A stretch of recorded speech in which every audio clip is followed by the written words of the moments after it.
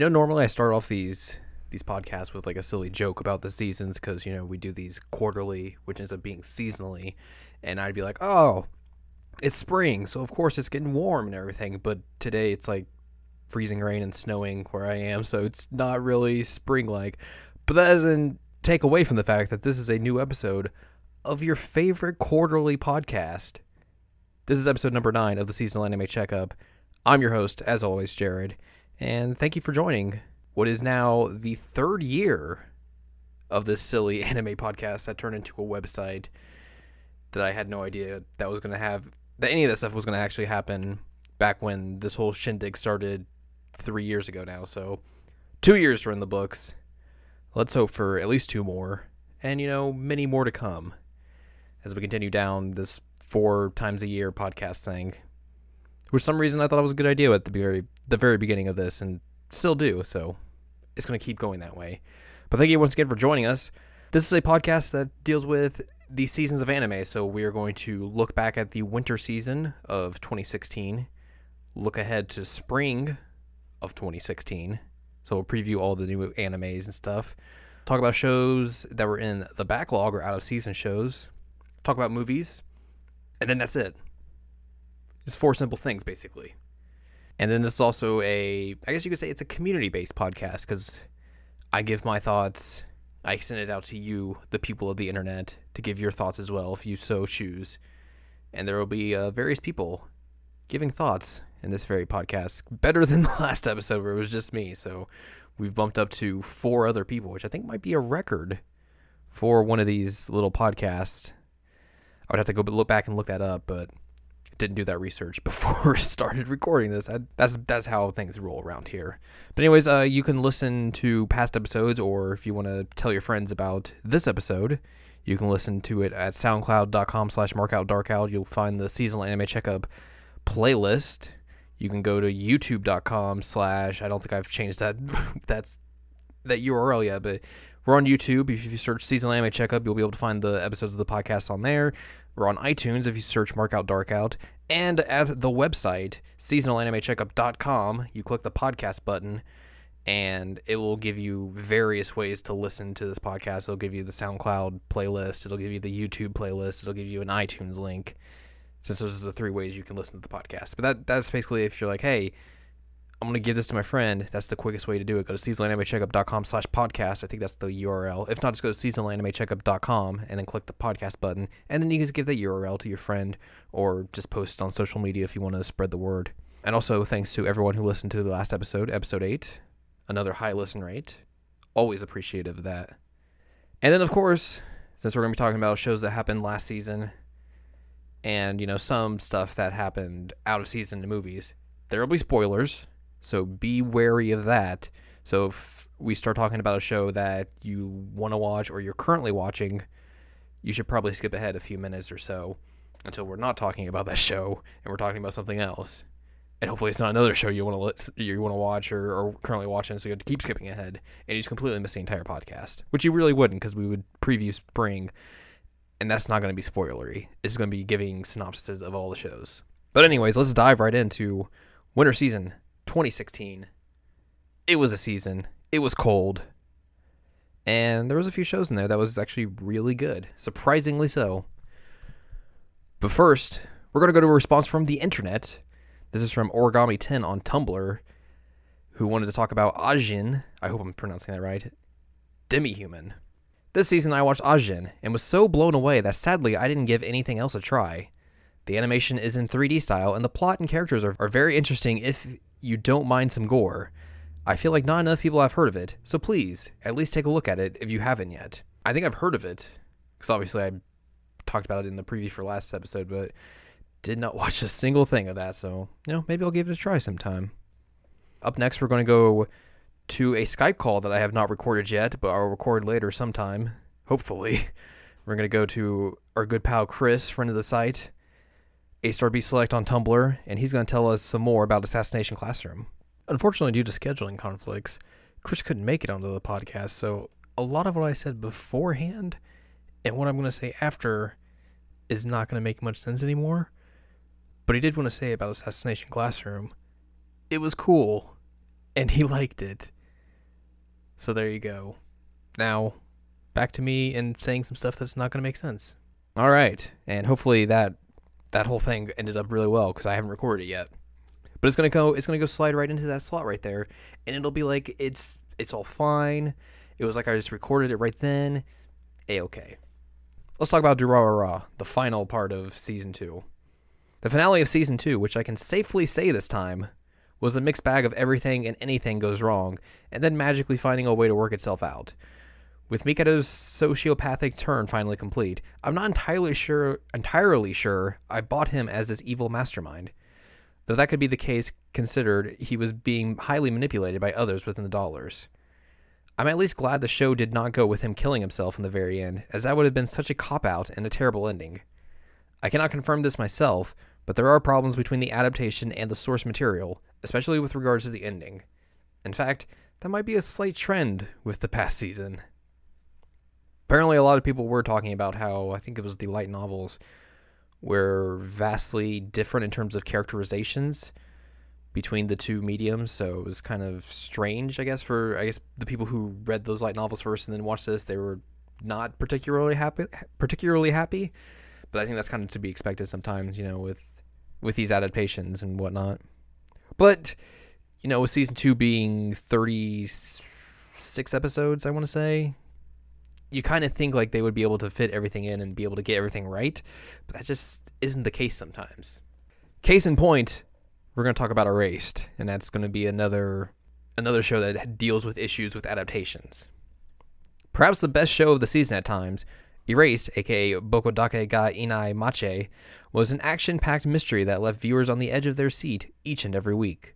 Erased might have made quite possibly one of my favorite adaptive choices when showing the differences between time periods by letterboxing the show anytime the show went into the past. It's a subtle touch, but it's absolutely brilliant. I may have slightly ruined the show for myself by reading the manga right before the finale episode in order to avoid spoilers. The first half of the show goes hand in hand with the manga. After that, the two forms of media start to diverge and go their own paths. The anime begins to condense various plot points and remove people from them as well. Kaio is removed from the latter half of the season, even though she is there in the manga. Airi's role in the end is greatly reduced, and the time frame of the ending is greatly condensed compared to the manga. This causes great story changes between the two, but in order to meet the length of the manga, the anime would have needed to be extended for another 3 to 4 episodes, and a 16-episode season just doesn't happen. Watch the anime, and then read the manga to get the complete experience, which will make it more enjoyable. It's especially a bummer considering the ending of the manga is so much better than the way the anime ends. You get this complete cat and mouse game once again between the main villain and the protagonist. And it's just like this final showdown, and it ends on this burning bridge, and it's so climactic and intense. But then like the anime is like, they go on a roof and fake falling off the roof of it. So, And then the ending scene of the anime really doesn't make sense because the whole point of Airi being this photographer is completely explained within the manga, because that is the dream she has that she doesn't tell Satoru at the very beginning of the show, but they never put that into the anime, so it kind of is disjointed. But in the manga, it all makes sense, so what can you do? With another opinion on Erased, let's go to friend of the site, Haley, who is Shorty-Cake on Tumblr. While I initially dropped Erased after the first episode due to lack of interest, it ended up being my top pick for last season. Despite what I consider a rocky first few episodes, the show managed to pull off an incredibly moving story about a man getting a second shot at life. I spent most of the second half of the show nail-biting and screaming at the protagonist, which is a good thing, because I was invested AF, which is a good way to censor yourself because this is a family-friendly podcast. The villain, while pretty obvious from the get-go, was terrifying and intriguing. Seriously, the villain reveal scene in the car almost made me pee myself. That was some Death Note shiz. I know the show received criticism due to a rushed and slightly underwhelming finale, but I really liked how it wrapped up. Slightly bittersweet, but mostly hopeful. If you check out one show from this season, it should be Erased. If only for that OP and ED, because dang, they were really good choices for music in that. Let's talk about Haikyuu. The second half of Haikyuu continued Karasano's ascension to the top and right back into a rematch from last season's intense match with Aobai Josai. It makes sense for the end of the season to be the culmination of the team's hard work to finally get the win back that left them devastated at the end of Season 1.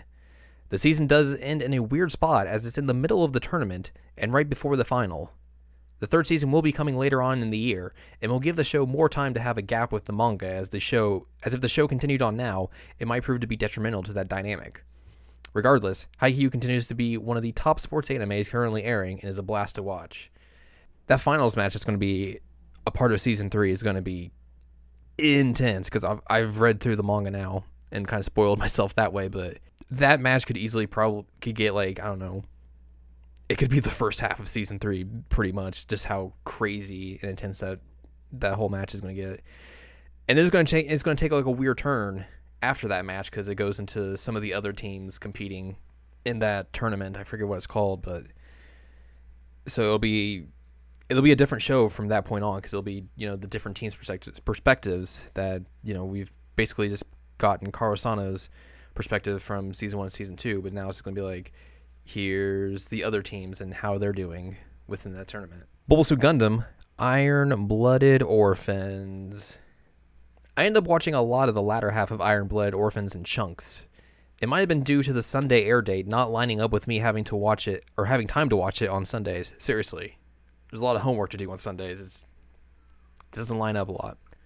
Every time I would come back to watching it, I would remember, oh right, this show is really good. The back half of Iron-Blooded Orphans really dealt with the conflicting ideologies of Tekkaden and Mars wanting to have more freedom and step out of Earth's shadow, while the militaristic regime Gjallarhorn and Earth want to continue to be the true ideological state apparatus. As deaths start to pile up, the end of the season really sees the two ideologies clash with one another. Considering the Tekkaden is made up of kids, their way of thinking, has not matured, so they go all in on the ideology that they were brought up in and try to defy it. One of the adults that is with the group basically says of the plans at the end of the season that they are completely insane and illogical, to which the members reply that they have to do it. They are completely immersed in the Tekkaden ideology. With the second season coming later in the year, it will be interesting to see how Tekkaden continues on and how McGillis' sociopathic power play at the end of the season to take Gjallarhorn will play out. Here's a surprise from last season. Sekko Boys. Sekko Boys was a great way to spend 10 minutes each week. As a short-form anime, it was an excellent way to get over the gag without overstaying its welcome. It was over the top and ridiculous to think those statues of old gods can be an idol group, but that's anime for you. I certainly think that if the show had been extended to a normal 23-ish minute episode, the gag would have played out by the fourth episode. Can't even read my own writing. Maybe it can come back for another short-form season, but Sekko Boys might just be a case of one and done, and that wouldn't be a bad idea. And now for the true surprise of last season, Showa, Genroku, Rakugo, Shinju. I'm a sucker for period pieces, so I'm glad that I went out on a whim to check this show out. You can tell I'm not typing out the name of the show anymore just because I don't have to say it a lot. Based around the form of entertainment more popular in the mid-20th century Japan, Rakugo, the show blends educating viewers on the medium and also injecting drama throughout. I was worried since the pilot was an hour-long episode and the show could sustain itself with that length, but that was the only episode of that length as a way to set up the frame story. Essentially, the show takes place in two time periods, the present, which happens in the pilot and finale episodes, and then during the 1940s for the most part throughout the rest of the season. Considering I barely saw anyone talking about this show throughout the season, I was very surprised at the end it was confirmed to have a season 2. Continuing the story is great, and will hopefully get more people to watch in the meantime, which you should totally do, as this is the best or second best show of the season. Really depending on the day. It was like, this show's really great, it's the best one, maybe it's the second best. That just happens. That's it for winter season 2016. Let's talk about some movies, or I guess movie. Specifically, Persona 3 the movie number 3, Falling Down. The penultimate Persona 3 movie finally saw release in English subs and was about what you would expect if you've played the game. Ryoji gets his time to shine as he debuts in the movie, the relationship between Junpei and Chidori blossoms, and Seize gets to take some time to relax on vacation. For me, the movie felt very quick compared to the previous two movies. Falling Down does have a little for everyone. Intense action, I guess in super creeper mode, Junpei's butt, and a lot of sad moments. With the next movie being billed as the finale, it is disappointing that there does not seem to be a movie that will be made of the answer, unless that will be saved as a surprise. Saved as a surprise, if I can enunciate. With the emotions that Falling Down brings, it almost makes me dread the final movie, because if you thought this movie was sad, the finale is going to drain you of your tears. And now let's head into the backlog. or out of season shows, whatever you want to call them. And we only have one because I unfortunately did not have time to watch anything in the backlog because I've been so busy with this semester of school. But we do have an opinion. Friend of the site, Anne, aka Nobody Loves a Perfect Hero on Tumblr, has some thoughts about ghost stories, which if you've, read up or watched anime for a good while, you've probably heard of ghost stories. When I first heard about ghost stories, it was mainly small clips of characters saying ridiculous things, and people drawing a comparison to Yu-Gi-Oh! The abridged series. There is one huge difference, though. Ghost Stories is the official English dub, and it is one of the funniest anime series I've ever watched. For those of you who are unaware, Ghost Stories was originally a Scooby-Doo-esque series where elementary school kids have to put ghosts awakened by urban sprawl back to spiritual sleep. The Japanese version was deemed so terrible and boring that the company that had the rights for the English dubbed decided to allow the voice actors to ad-lib the entirety of the series. The result is a hilarious mishmash of gibberish, political commentary, crude sex jokes, breaking the fourth wall by either making fun of the plot or the animation, and more Barbra Streisand jokes than I have ever thought one series could handle. I had more fun watching Ghost Stories than I have watching an anime in a long time, and there wasn't an episode where I didn't laugh so hard that I had to pause it. The series obviously doesn't take itself seriously, and as it progresses, the actors become bolder in what they choose to say. Even the original Japanese closing song somehow fits into the absurdity of the series, pairing a show of elementary school protagonists with an ending song called Sexy Sexy. I would have watched multiple seasons of this show had they existed. It was truly a highly entertaining anime that I cannot recommend enough. There's a reason that show is pretty much infamous around, people who watch anime just because of that English dub being crazy. As Anne puts it, just very ridiculous, and the actors just ad-libbing everything pretty much. Also, does this show now have credibility to where we can go on to scholarly sources? Someone could source this podcast now since we have a doctorate candidate giving thoughts about anime. I'm just gonna believe that we can. So use this podcast to source information about any of these shows in your upcoming papers. Follow whatever standards of writing you have to do to find out how to cite a podcast. Clearly we are now very scholarly and educational. I'm going to put that in the field on SoundCloud now. Educational. Anyways, let's dive into spring 2016. I want to thank everyone who gave their thoughts, and I'll plug them at the end of the show, but very much appreciated as always. Spring 2016. Which is kind of weird to preview all these shows because most of them are already out, given that, over the past week they've started to file in. But I couldn't do the podcast until now due to time restrictions from school and due to some shows not ending until last weekend. It's kind of it's weird. So some of these episodes are already or I should say most of these shows are on episode 2 now. And I'm just I haven't watched any of them except one show. That's it. So... But if you haven't heard anything yet and you've been, holding out and trying to figure out what to watch, here's the preview for you. Well, let's start off with 12 Sai Shikanamune no Tokemeke from Oriental Light and Magic. Also, remember, I'm going to probably butcher half of these titles just because that's just how I do things around here.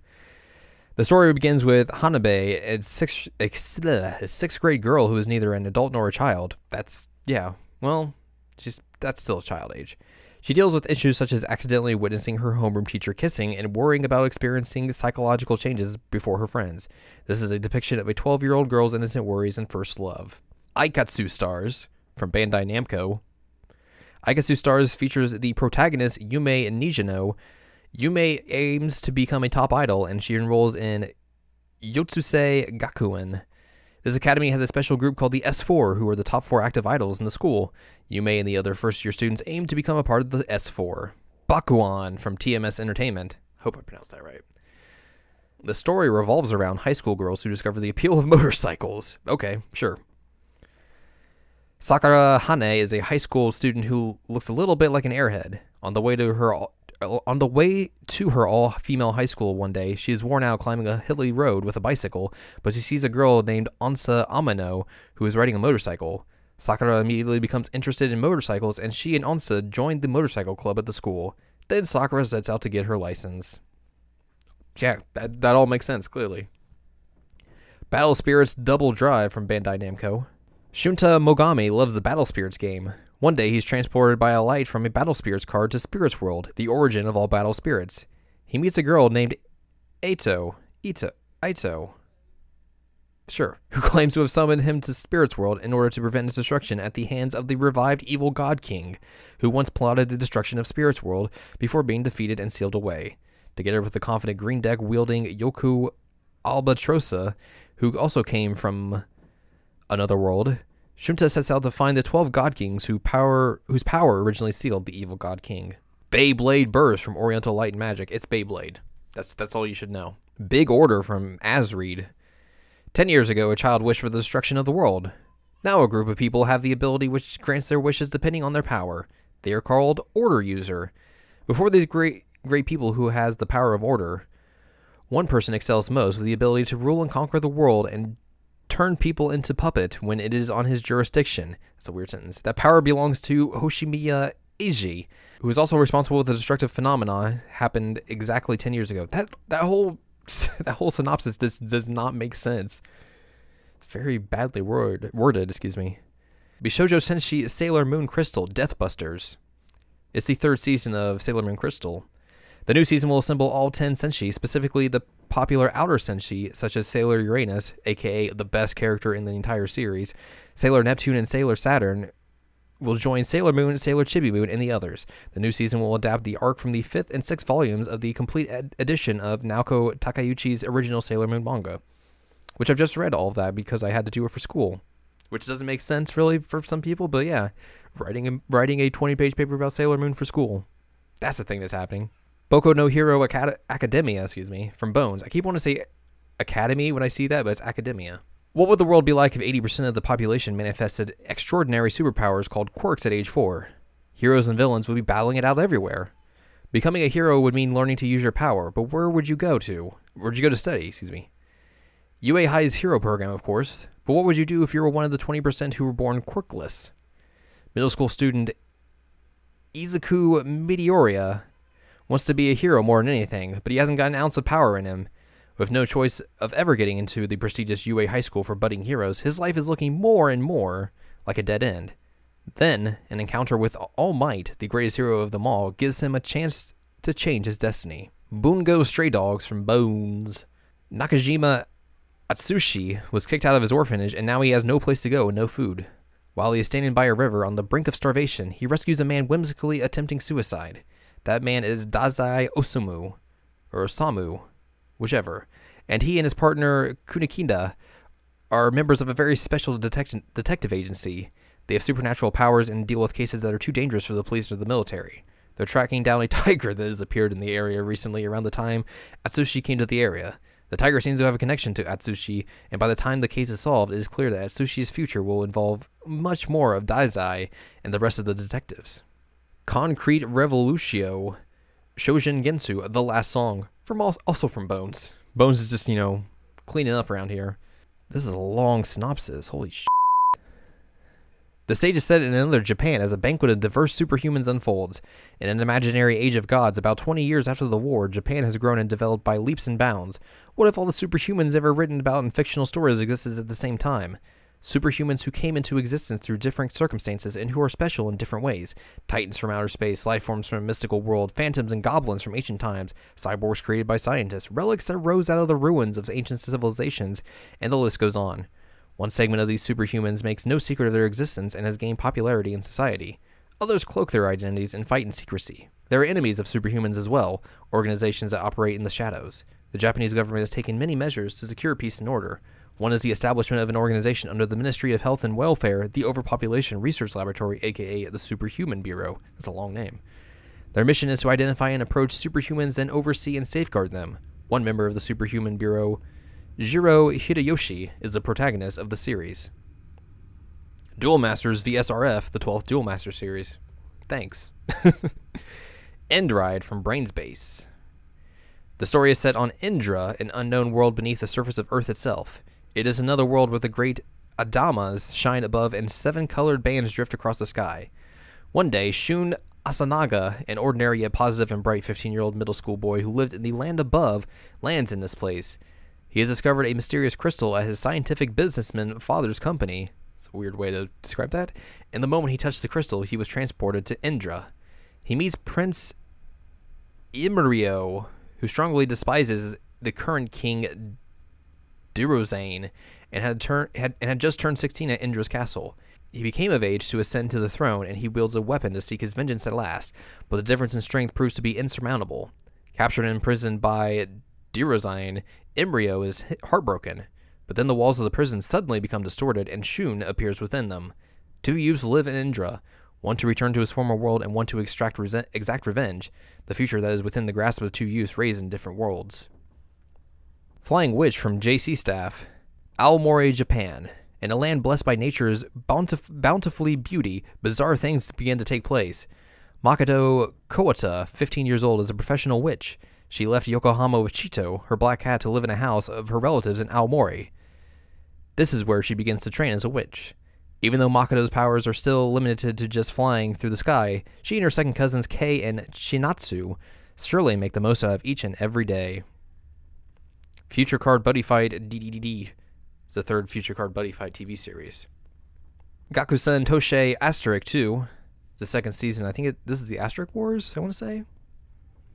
Less than a century ago, a meteor collided with the planet's surface, and the resulting disaster caused the next generation of humanity to develop a wide variety of amazing abilities.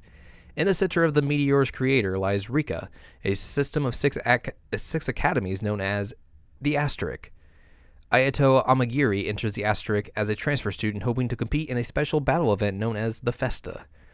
However, he quickly finds himself on the bad side of one of the strongest fighters around, the beautiful but fiery Julius Alexa von Riesfeld. To stand against her, he'll have to rely on his sword-wielding ability, but when the tables turn, will they be able to team up to take down the competition? I'm not even going to pronounce the Japanese name, but it's the Ace Attorney anime from A1 Pictures, which I have watched the first episode of, and it's an A1 Pictures adaptation, I'll say that much.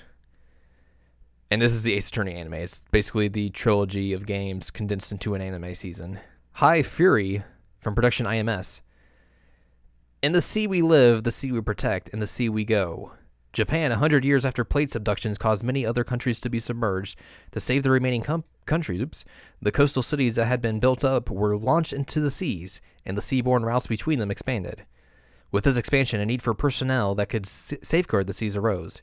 Women began to seek employment in the new industry, and soon the Blue Mermaids, those who keep the sea safe, began to be a source of admiration for many. The childhood friends Akeno Misaki and Moika China sought to become Blue Mermaids themselves, and together with others who shared their dream, they enrolled in Yokosuka's Marine High School. 100 from production IMS.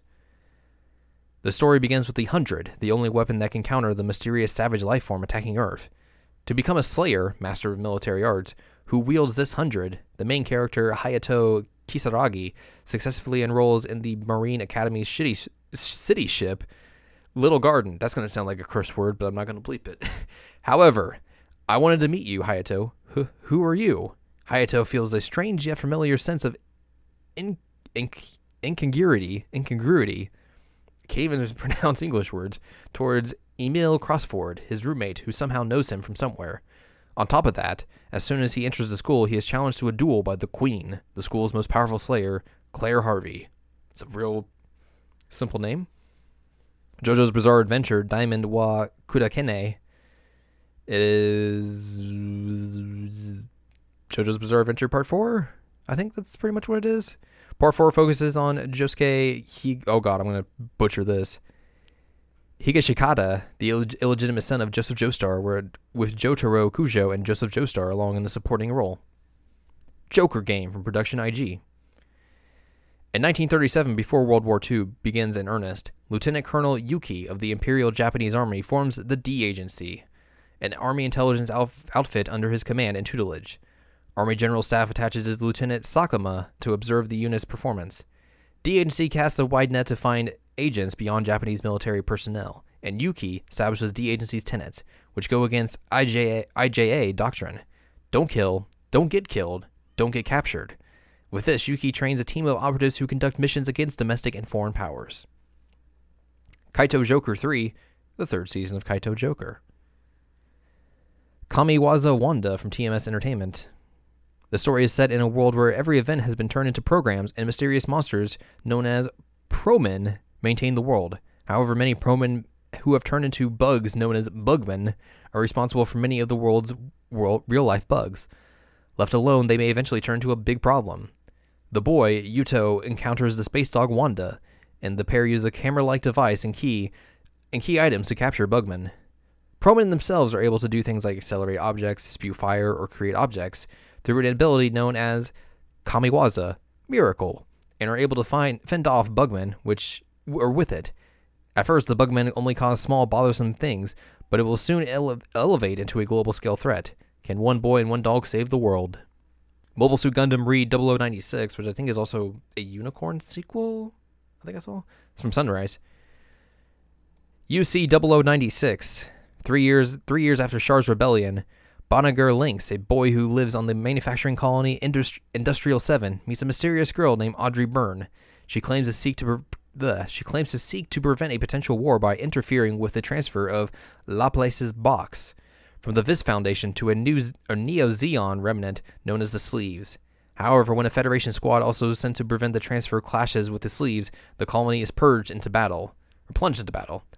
As Bonager races through the flames in search of Audrey, one other faithful encounter awaits him, the Unicorn Gundam, a pale white mobile suit that's the key to Laps's box. I feel like this is just the plot to Unicorn. But I've never actually seen Unicorn.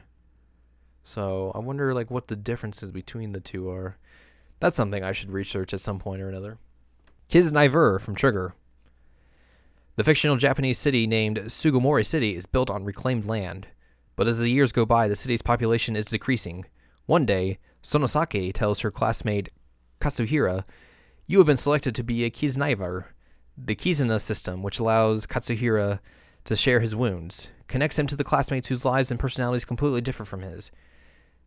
The Kizuna system is an incomplete system for the implementation of world peace that connects people through wounds. All these who are connected to the system are called Kisnaivers. When one Kisnaiver is wounded, the system divides and transmits the wound among the other Kisnaivers. That doesn't sound pleasant. Kotetsujo no Kabanire. As the world in the middle of an industrial revolution, a monster appears that cannot be defeated unless its heart, which is protected by a layer of iron, is pierced. By infecting humans with its bite, the monster can create aggressive and undead creatures known as Kabane. On the island Hinamoto, located in the Far East, people have built stations to shelter themselves from these creatures. People across the station, as well as transport wares between them, with the help of locomotive running on steam called Hayajiro. Ikoma, a boy who lives in the Aragane station and helps to build Hayajiro, creates his own weapon called Surano Kizutsu in order to defeat the creatures. One day, as he waits for an opportunity to use his weapon, he meets a girl named Mume, who has escaped from the mandatory Kabane inspection. During the night, Ikuma meets Mume again as he sees Hayajiro going out of control.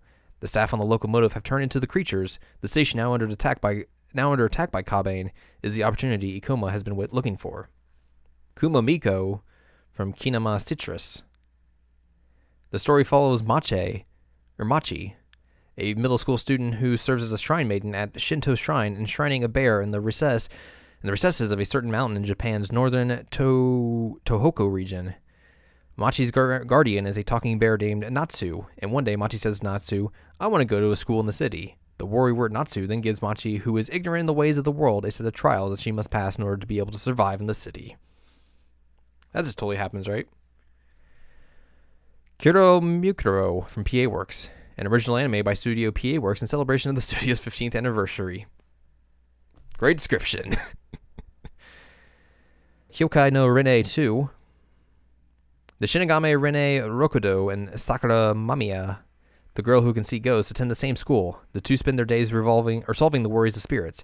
Rene is so poor that he is forced to borrow money from Sakura to buy Shinigami tools to solve their cases. Rene and Sakura care for each other, but their relationship is not progressing. However, with the appearance of a new contracted black cat, a beautiful Damashigame, and a person whom Rene shares a special circumstance, the situation becomes even more chaotic. Rene and Sakura's after-school time wrapped up in the world of spirits continues. Macross Triangle by Statelight. Macross Triangle, aka Macross Delta, is set 8 years after the events of Macross F. Machi Sinbad no Boken from Ledus, the official website for the manga. That just says that it's an adaptation of a manga. Thanks. Meoiga from Diomedia. 30 young men and women who come together on a shady bus tour. The tour's destination, an elusive, probably non-existent village called Nanakimura. In Nanakimura, one can lead a utopian existence free of the world's obstacles, or so it was rumored, like an urban legend. In despair over the real world, wanting to escape the tedious daily life, wanting to restart your life from scratch. The bus headed deep into the mountains, carrying 30 people, each harboring their own expectations and wounds in their hearts. And so the place these 30 arrived at was an uninhabited village with the lingering faint sense of life, even though it was falling apart. What is the truth of Nanakimura facing the 30? You can't miss even one episode. That seems a little presumptuous to put that into your summary. Netoji no Yome wa Onako Janai to Omata from Project Number 9. The story centers on Hideki Nishimura, a young man who confessed to a person he thought was a girl online, only for that person to turn out to be a boy. He keeps his black history secret and swears to never trust a girl online again.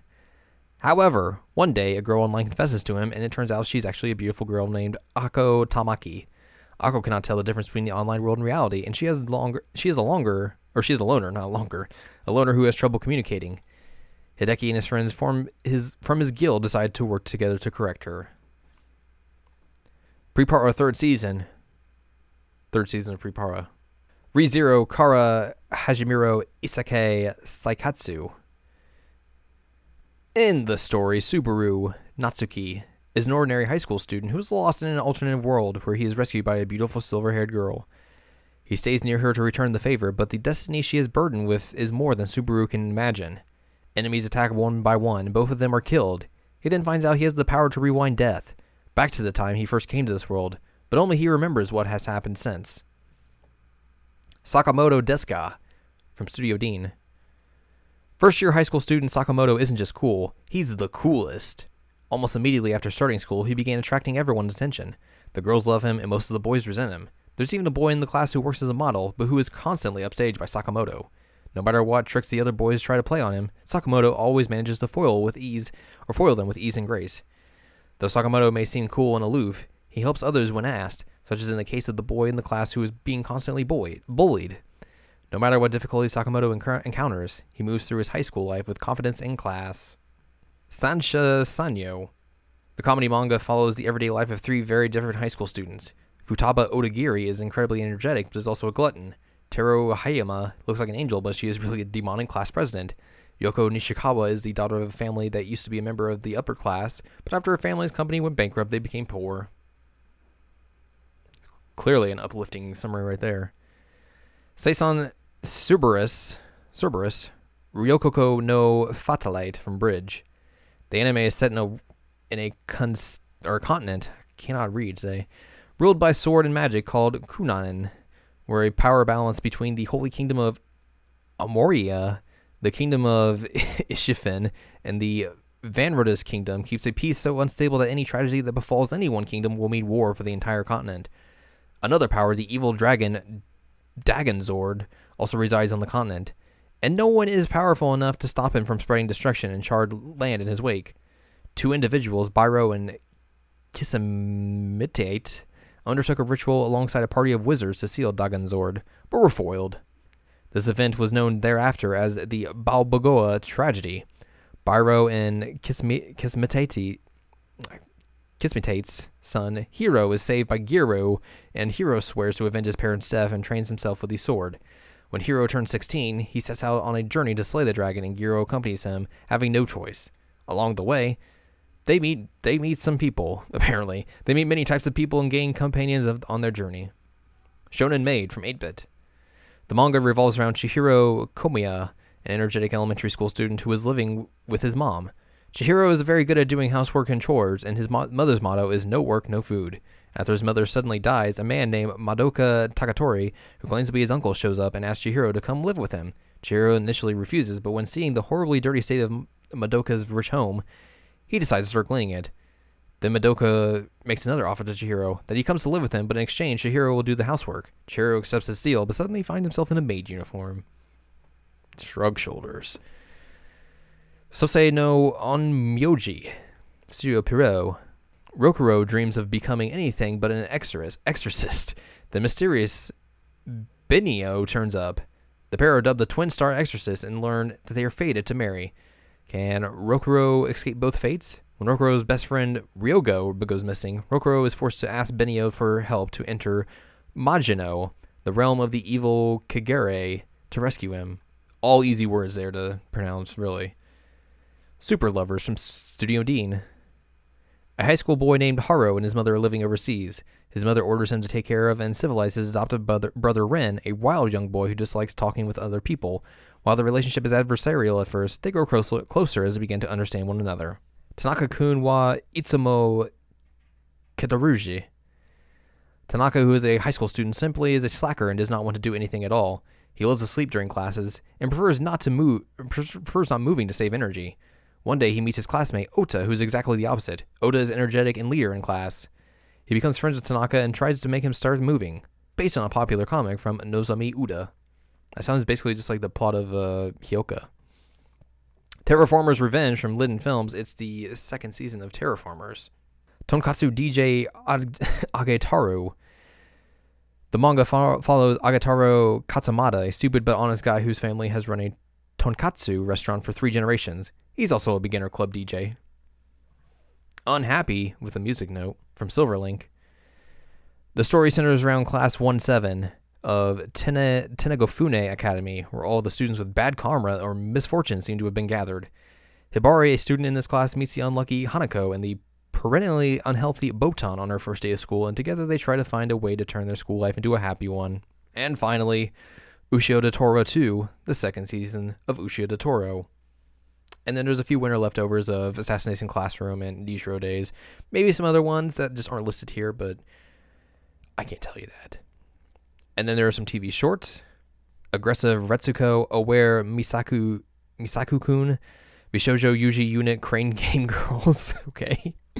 Bono Bono 2, Buddy Go, Coco and Nico, Hakuuke, Oto Gisoshi, Kagawane Show, Namaku, Sekai no Tomodachi, Neko mo Ondake, Neko Nihonshi, Onigiri, which that's a video game, and a bad one at that, Panda Peace, Panpaka Pan's WO New, Ragna Strike Angels, Shonen Ashebe Go Koma-chan, Ucho Patrol Lulko, Usakame, and Wagamama High Spec.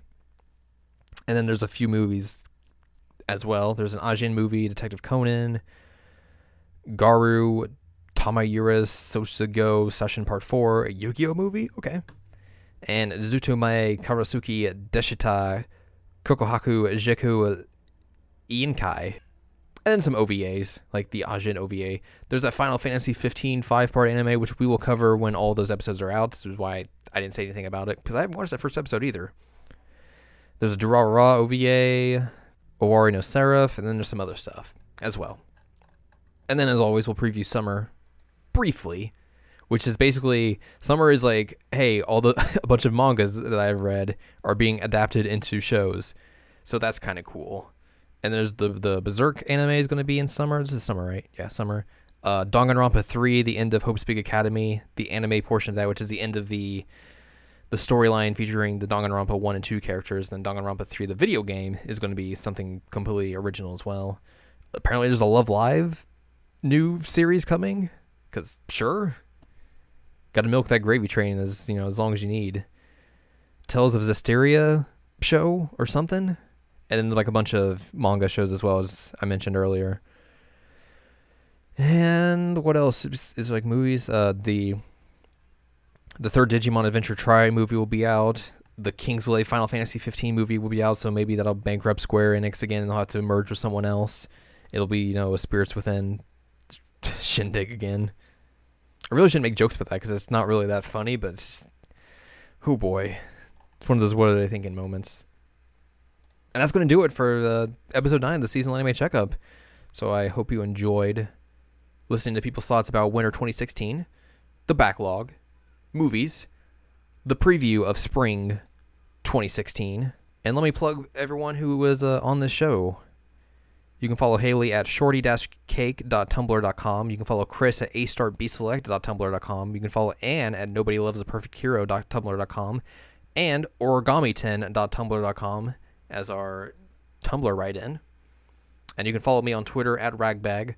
Follow me on Tumblr, jaredclemens.tumblr.com, youtube.com/ragbag315 if you want to watch me play bad games.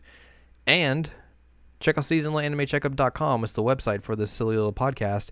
It's where I write stuff about games and anime and all that sort of stuff. So you can check out features like Does It Hold Up, or I go look at past shows from my youth, see how they hold up in, the light of today, how I think, and how I critique stuff in the present. And you can go read reviews of games, anime movies, general thoughts about other shows, all that sort of stuff. And there'll probably be other stuff that will go up sometime over the summer when I actually have more time to write. But I hope you enjoyed this episode of the Seasonal Anime Checkup. The next time we will be joining you, it will be in the summer, when hopefully it's a lot warmer and not snowing when I record this. I hope it's not snowing in summer. That would be really weird. I mean, I would enjoy it because I don't like heat that much, but that would just be a little weird. So thank you for tuning in, listening. I hope you enjoyed, and I will see you in the summer for episode number 10, double digits, of your favorite quarterly podcast, The Seasonal Anime Checkup. The Seasonal Anime Checkup. The Seasonal Anime Checkup. The Seasonal Anime Checkup. The Seasonal Anime Checkup. The Seasonal